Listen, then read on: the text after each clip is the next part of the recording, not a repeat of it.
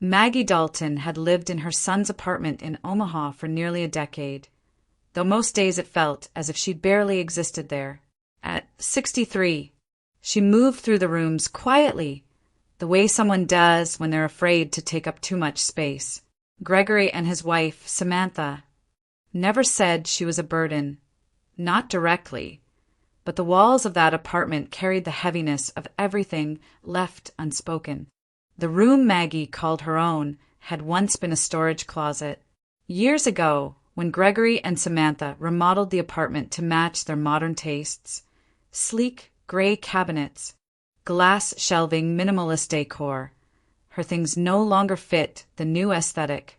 They told her gently, almost apologetically, that her husband's old armchair didn't match the space. The family photos were too sentimental. The books were too worn.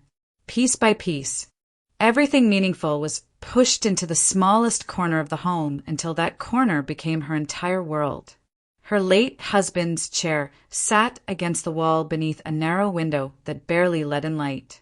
Next to it was a cardboard box holding faded photographs, wedding pictures, snapshots from family holidays, the kind of images that once filled an entire living room wall. The books her husband loved stacked neatly beside her bed, unread but never thrown away. Maggie kept them because she had so little left that still felt like hers. She never protested. Not when Samantha suggested replacing the chair with a plant that suited the decor, not when the family photos were boxed up, not even when her room shrank from a bedroom to a converted storage space with barely enough room to walk around. Maggie had always believed that harmony mattered more than pride. "As long as my son is comfortable," she would whisper to herself, smoothing the blanket on her narrow bed, "that's enough." Her days followed a predictable rhythm. She woke before sunrise, careful not to make noise in the kitchen. She brewed coffee for the household, wiped the counters, folded laundry. By the time Gregory and Samantha emerged from their bedroom, Maggie had already completed half the morning chores. They often walked past her without acknowledging the work she'd done. Samantha scrolled through her phone. Gregory checked emails, and Maggie stepped aside to give them space, though they never seemed to notice whether she was there or not. In the afternoons, she sat in her little room, listening to the muffled sounds of life happening on the other side of the door, footsteps, laughter, arguments, television shows. The apartment was full of activity, but somehow Maggie remained outside of it, like a picture hanging crooked on a wall no one bothered to straighten. There was no cruelty in the home, not in the obvious sense, but there was an absence of warmth, of gratitude, of the simple recognition that she was still a living human being. And over the years, that absence hollowed her out quietly until she almost believed that disappearing was her role. She didn't know yet that everything was about to change. Long before Maggie Dalton found herself living in a storage closet, the erosion of her place in her own family had begun quietly, so quietly that she didn't realize what she was losing until nothing belonged to her anymore. It started with money. Years earlier, Gregory had suggested moving her pension into a shared account. He framed it as a practical decision, something that would make paying bills easier, something that would simplify things for all of us. Samantha agreed enthusiastically, calling it a smart, modern approach to family finances. Maggie, wanting to be helpful and avoid conflict, signed the papers without a second thought. She didn't notice at first that the account gradually became one she rarely accessed, and they used freely. Her agency slipped in other small ways. Samantha, who prided herself on keeping a structured home, began to dictate the house rules, what time the lights should be dimmed, which foods could be stored in which containers, even the brand of detergent Maggie should use when washing the family's clothes. Maggie wasn't forbidden from making decisions. She simply wasn't included in them. Choices were made around her, and she adapted, believing it was easier to bend than to break the fragile peace. Gregory was never intentionally unkind. He never raised his voice or spoke harshly, but whenever disagreements arose, Even the mild ones, like where to place the shoe rack or how to arrange the pantry, he sided with his wife. Not because Samantha was always right, but because it was easier. Maggie understood that. She didn't want her presence to be the reason for tension in their marriage. And so, without protest, she stepped back again and again until she wasn't stepping back anymore. She was simply gone from the decision-making entirely. The humiliations that followed weren't dramatic. They were quiet, almost invisible to anyone who wasn't living them. Samantha correcting the way Maggie folded towels. The purse-lipped smile when Maggie asked a question during dinner. Gregory brushing off her suggestions with a gentle but dismissive, "Mom, let us handle it." The evening Samantha invited friends over and introduced Maggie as Greg's mom. She helps around the house. Not lives here, not part of the family, helps around the house. Each moment was small, but the pattern was unmistakable.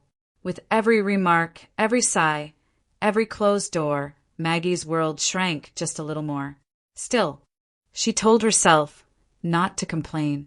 She repeated the same quiet mantra whenever hurt pressed against her ribs.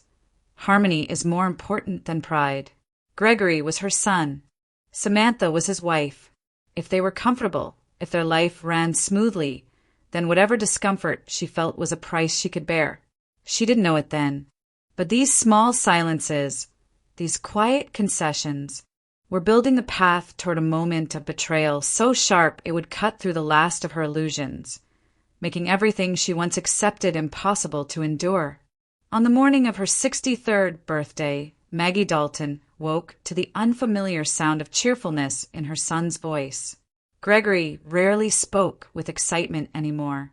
But that day, he tapped lightly on her door and announced that he had a big birthday surprise planned. Samantha stood behind him, arms folded. A bright smile stretched across her face in a way that felt rehearsed. "Get dressed, Mom," Gregory said. "We're taking you somewhere special." Maggie didn't know what to expect, but she felt a quiet flutter of hope, something she hadn't felt in a long time. Perhaps they were finally going to spend a day together. Perhaps they remembered she was still family. She put on her warm coat, smoothed her hair, and followed them to the car. The first 15 minutes of the drive were filled with light chatter, mostly between Gregory and Samantha. Maggie sat in the back seat, watching Omaha's familiar streets fade into stretches of open road. The farther they drove, the quieter it became. City buildings gave way to flat farmland, then to the rolling fields of central Nebraska. The sky stretched wide and empty, and the winter wind swept dry grass into restless waves. "Where are we going?" Maggie finally asked. "You'll see," Gregory replied, his eyes fixed on the road. After nearly 2 hours, the car turned onto a narrow dirt path. It rattled and shook beneath them as wind beat against the windows. Maggie pressed her hand to the glass and saw an old farmhouse in the distance, its roof sagging, walls weathered gray, porch half-collapsed. When the car stopped, Gregory stepped out without looking back. He opened the trunk, pulled out one small bag, her bag, and set it on the ground. Samantha waited near the car door, expression unreadable. Maggie stepped onto the brittle grass, confused. "Greg, what is this place?" Gregory exhaled sharply, as if this conversation were inconvenient. "Your birthday gift," he said. "This house. It's yours now. You can live here." She blinked, the cold wind stinging her eyes. "Live here? But, Greg, this place. You'll manage," Samantha cut in, brushing her hands together. "It's peaceful, quiet. You always said you didn't want to get in the way." The words hit Maggie harder than the wind. Before she could process what was happening, Gregory had already turned back to the car.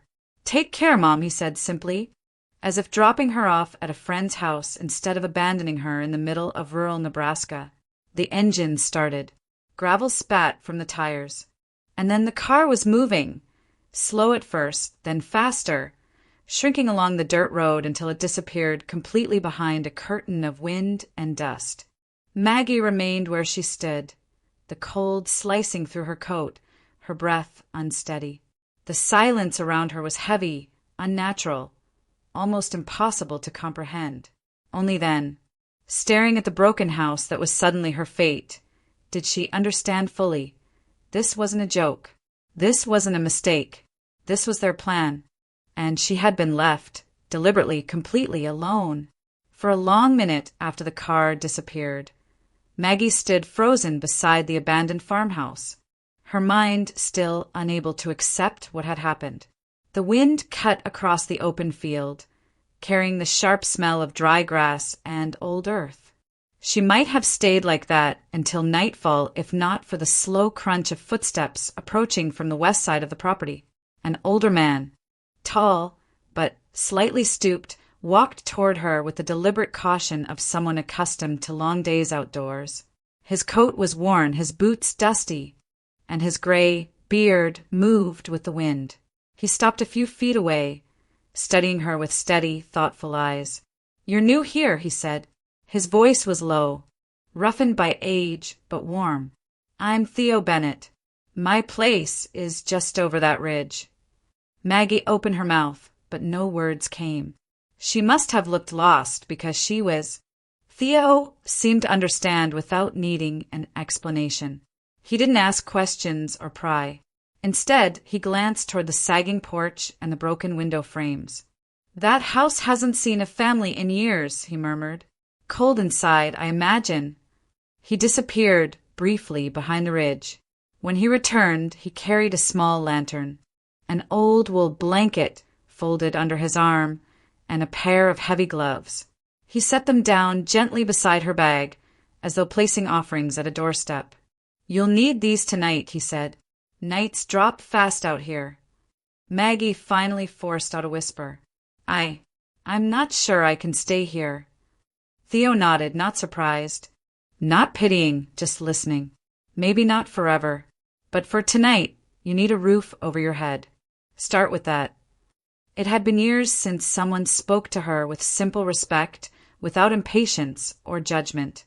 The steadiness in Theo's voice grounded her more than the blanket in her hands. He walked her to the entrance and tested one of the window shutters, pushing it closed so the wind wouldn't cut straight through the living room. "I can bring tools tomorrow," he offered. "Help you block the draft. For now, stay near the stove. There's still a bit of life left in it." Maggie nodded, overwhelmed by how a stranger could offer kindness so effortlessly when her own son had abandoned her hours earlier. Before he left, Theo paused. "If you need anything at all, there's a path between our properties. You won't get lost." Then he headed back toward the ridge, leaving her with silence, a blanket, a lantern, and the first small spark of dignity she had felt in years. Inside the ruined house, Maggie lit the lantern and settled on the dusty floor, wrapping herself tightly. The wind moaned through the cracks, and the night pressed cold against the walls. She trembled, not just from fear, but from the weight of the day. Yet she was alive, still breathing, still here, and for the first time, the darkness around her didn't feel quite as empty. The first morning in the abandoned farmhouse arrived without warning.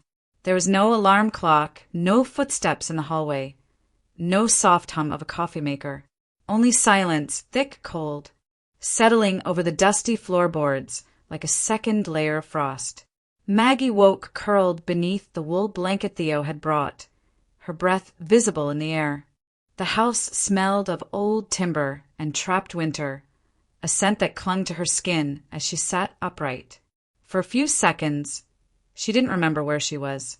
Then the memory, the car pulling away, the bag on the ground, Gregory's indifferent voice, returned all at once. Her heart tightened, but not in the way she expected.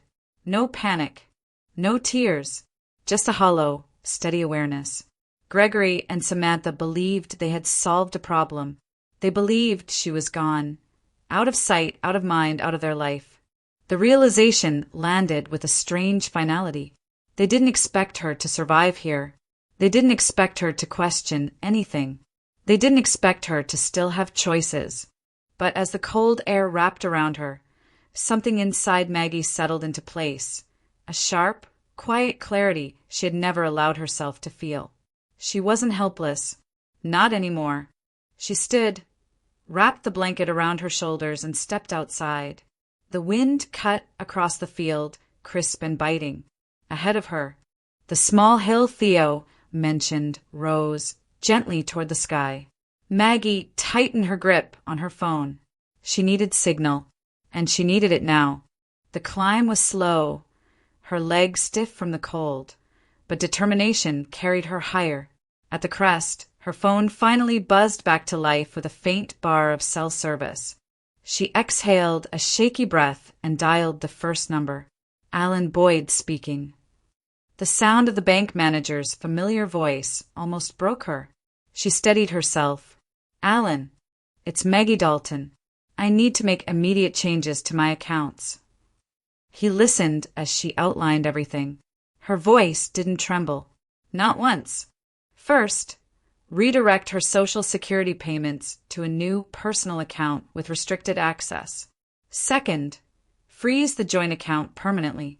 Third, remove Gregory's view-only permissions from every financial portal. Alan confirmed each step, his tone shifting from polite professionalism to protective concern. Maggie, are you safe? I will be, she replied. The moment she ended the call, her hand shook, not with fear, but with the weight of reclaiming something she hadn't held in years, control. Next, she scrolled to another contact. Charles Whitmore, attorney at law. The lawyer answered quickly. Maggie, is everything all right? She looked out at the endless Nebraska fields, wind tossing dried grass into restless waves. Charles, I need to secure the title to my apartment. Completely. No one else should have access. Not my son, not his wife. Charles didn't ask unnecessary questions. He simply said, I'll start the filings today. Standing on that hill, phone still warm in her hand, Maggie felt the cold cut through her coat. But beneath it, for the first time in years, a small ember glowed. Not hope, not yet, but resolve, sharp, steady in her own. By midday, the sun had climbed just high enough to soften the frost on the grass surrounding the old farmhouse. Maggie stepped outside, the cold still sharp, but no longer numbing. The house looked even more weathered in daylight, its boards split, its windows clouded with dust. But now that the shock had settled into something steadier, she felt the pull to understand this place. If she was going to survive here, she had to start by knowing what she had. Her first discovery lay exactly where the original owners had left it, just as in the memories preserved in the house itself, an old stone well behind a cluster of wild shrubs. The wooden cover was warped, but still intact. When she lifted it, a faint smell of cold water drifted upward. Maggie tied the frayed rope to the bucket and lowered it carefully. It came back heavy, filled with clear, icy water. She drank a handful, the shock of cold traveling through her bones, waking something fierce and alive inside her. Next came the firewood. Theo had mentioned a small pile behind the shed, and she found it with little trouble, just enough for a day or two. She carried each log inside, her breath growing heavier, the physical effort pushing out the last remnants of disbelief. Work demanded presence, and presence pushed away fear. Inside the house, she swept the floors, raising clouds of dust that danced in the slanted light. She scrubbed the old iron stove until the metal showed through. When she finally lit a small fire, the room shifted from lifeless cold to a gentle, breathing warmth. The stove crackled softly, like a voice whispering, "You're still here. You're still capable." As she cleaned, she found remnants of the family who once called this place home. Broken toys, worn boots, a faded apron. Their lives had dissolved into the woodwork, but traces remained like fingerprints on the past. The house felt abandoned, yes, but not empty. It carried stories, just as she did. Late in the afternoon, she climbed the narrow attic stairs, each step groaning beneath her weight. The attic smelled of dust and old paper. Sunlight seeped through a cracked window, illuminating a wooden trunk pushed into the corner. Inside, she found handwritten letters tied with brittle string, their ink softened by time. Beneath them was a velvet photo album, edges worn, pages filled with sepia faces, families she would never know, children long grown or long gone. Maggie traced the outline of a smiling woman in one of the photos. There was something comforting about holding another family's history, knowing that joy and hardship had lived in this house long before she arrived. As she sat in the attic's quiet stillness, she felt the weight of the morning's anger settle into something cooler, clearer. The labor, the cold, the dust, they hadn't defeated her. They had steadied her.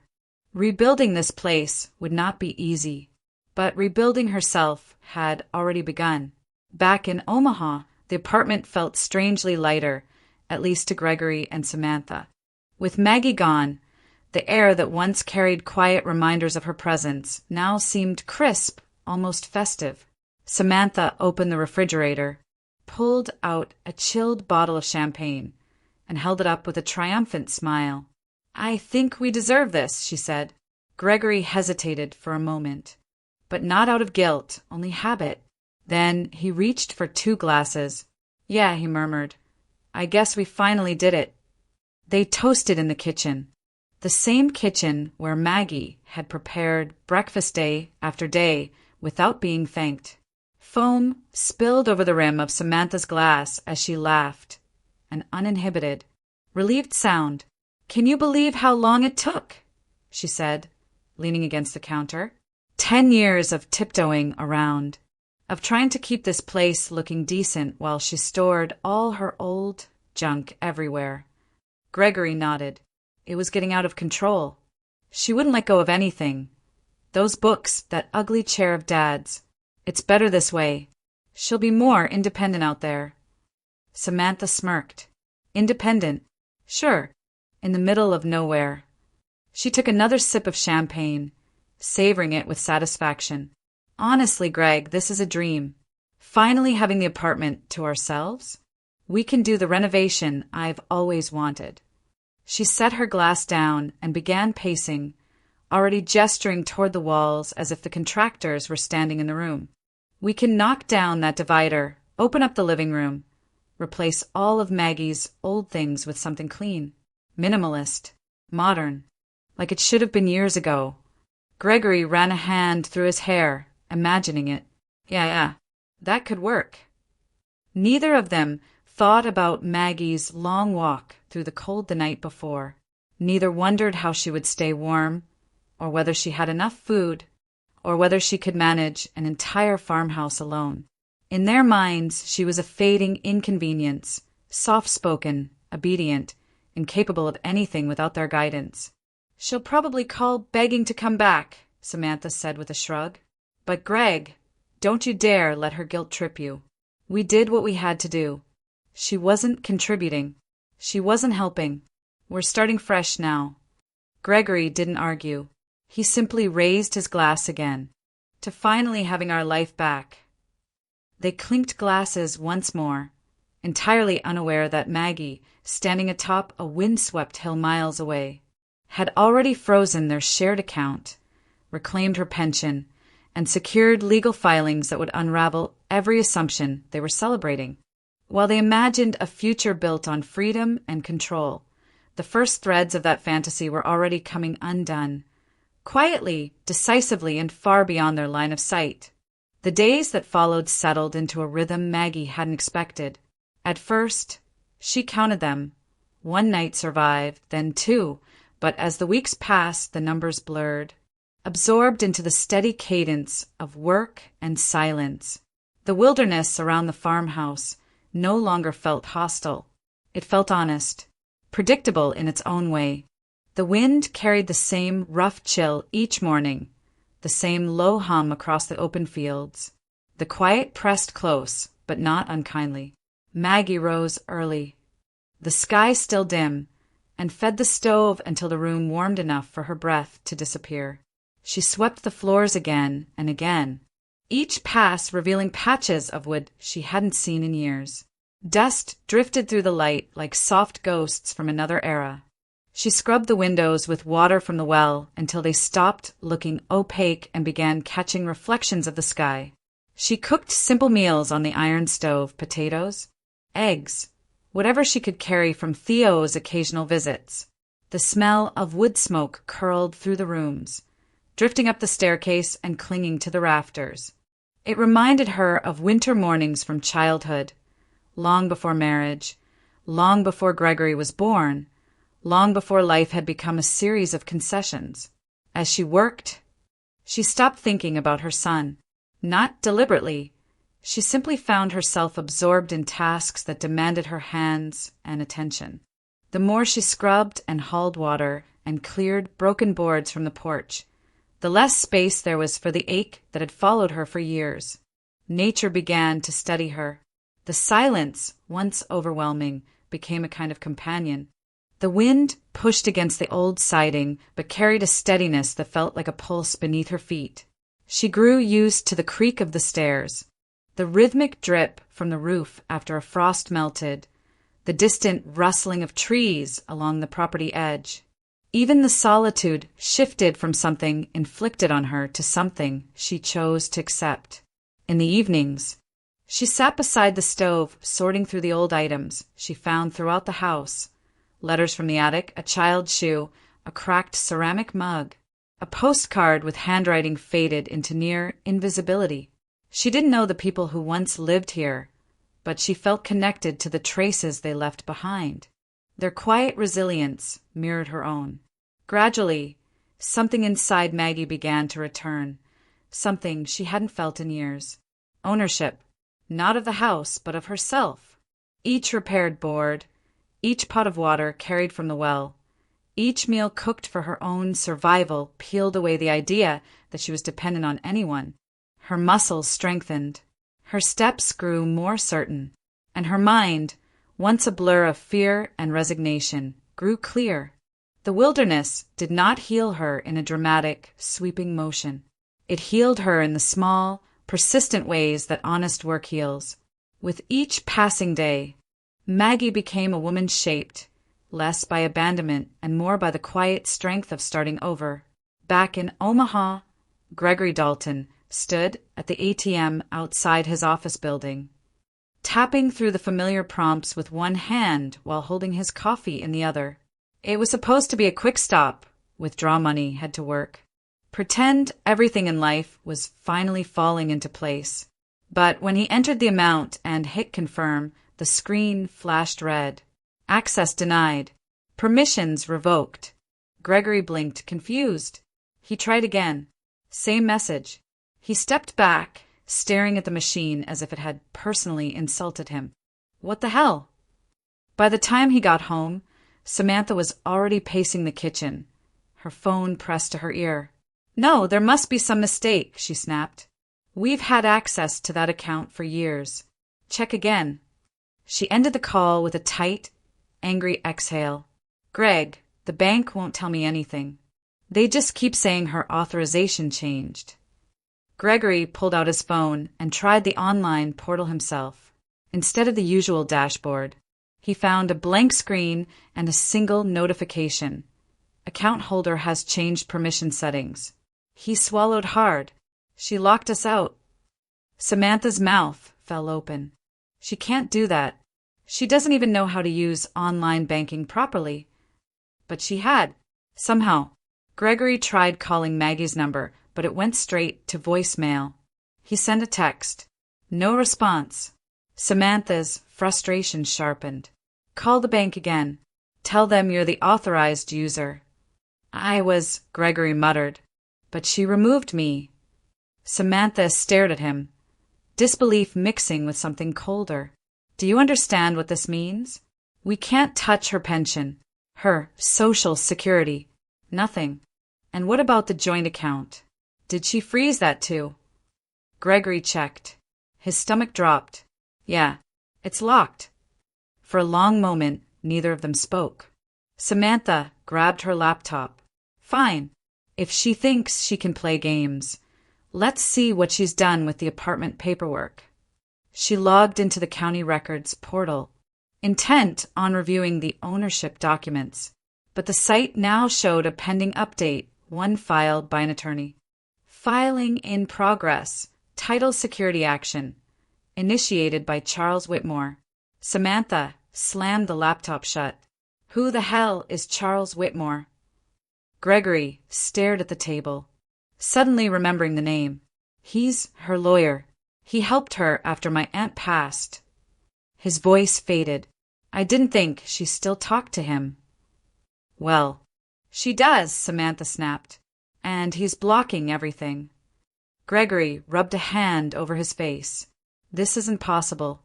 She wouldn't even know where to start. But deep down, beneath the panic, a new emotion crept in, something he hadn't felt in years. Uncertainty. For the first time, he realized his mother wasn't where he left her. She wasn't helpless. She wasn't broken. And she wasn't done. The knock on the apartment door came early, loud, insistent, nothing like the casual visits Gregory was used to. When he opened it, he found 3 relatives standing in the hallway. Aunt Vera Collins, her son Owen, and Gregory's cousin Marissa. Their expressions were tight, grim, carrying a weight he immediately recognized as trouble. Vera pushed past him without waiting for an invitation. Where is she? She demanded. Gregory frowned. Where's who? Your mother, she snapped. Don't play dumb with me. Samantha emerged from the kitchen, folding her arms defensively. If this is about Maggie, she's fine. She wanted space. Space? Owen's voice cut through the room. Is that what you call dumping your 63-year-old mother in the middle of rural Nebraska? Gregory felt the blood drain from his face. Who told you that? Vera's eyes were sharp, unrelenting. Some of the neighbors did. People talk, Gregory. Word gets around when an old woman is seen wandering alone on someone else's land. Samantha scoffed. She's not helpless. She exaggerates everything.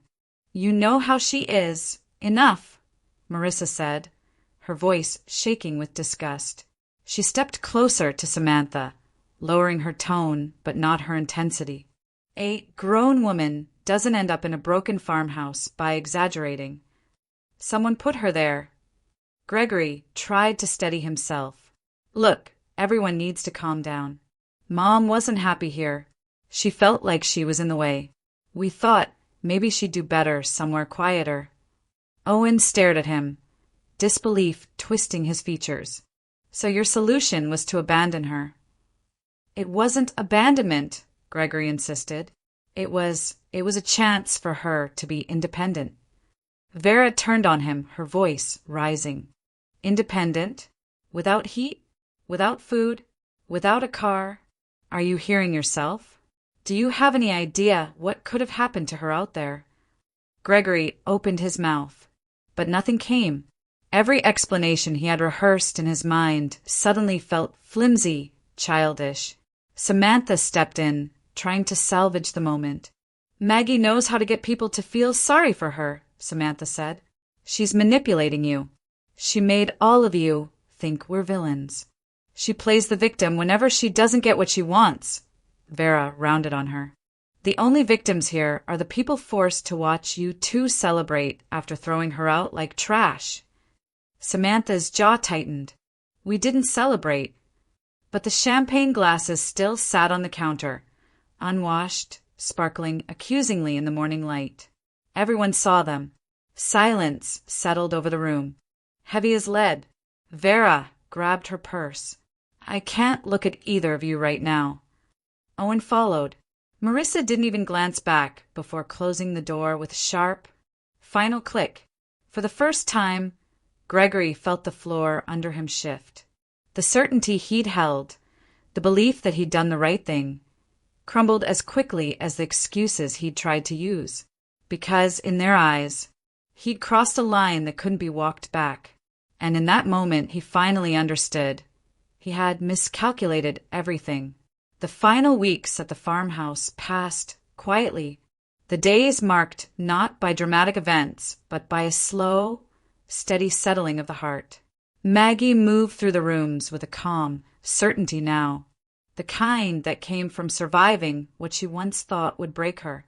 The stove crackled each morning, the well water ran cold and clean, and the Nebraska wind, ever present, carried a rhythm she had come to understand. It no longer sounded lonely. It sounded honest. She remained in touch with Charles Whitmore, though their calls were brief. Each update came with the same measured reassurance. "The filings went through," he told her one afternoon, the wind humming behind her as she stood outside the farmhouse. "Your apartment is now secured. Sole ownership. No challenges pending." Maggie nodded, her eyes fixed on the open fields stretching past the fence line. "And Gregory?" "He has no legal claim," Whitmore confirmed. "Not to your home, not to your accounts, not to any portion of your assets. Everything has been restructured under your name alone." Those words, simple, factual, landed with a quiet finality. There was no triumph in them, no gloating. Just the steady confirmation that the life she had poured herself into for decades was hers again, not for her son, not for Samantha, not for anyone else to take or reshape. She thanked Whitmore and ended the call. That evening, in the fading amber light, Maggie sat at the small table near the window with a sheet of paper and a pen. She wasn't writing to Gregory. She had nothing left to say to him. Instead, she wrote to herself, to the years she had lost, to the woman she had allowed to shrink in silence. Her letter was simple. She wrote about dignity, the kind she once gave away too freely, the kind she had now reclaimed through quiet, resolute choices. She wrote about peace, not the fragile, painful peace of pleasing others, but the grounded peace of choosing her own path. She wrote about letting go, not out of bitterness, but because holding on had only ever brought her sorrow. She folded the letter and tucked it inside the velvet photo album she had found in the attic, a reminder that lives begin again in unexpected places. Maggie never considered returning to Omaha. The apartment was hers legally, yes, but the life attached to it no longer belonged to her. She didn't miss Gregory. She didn't long for reconciliation. Some wounds didn't require confrontation to heal. Some endings didn't need an audience. Instead, she stayed in the farmhouse, repaired a little more each week, cooked meals on the stove, walked the property at sunset, listened to the wind move through the grasses like a hymn only the land could sing. Her freedom wasn't loud. It didn't shout, accuse, or demand anything from those who wronged her. It simply existed, quiet, whole, undeniable.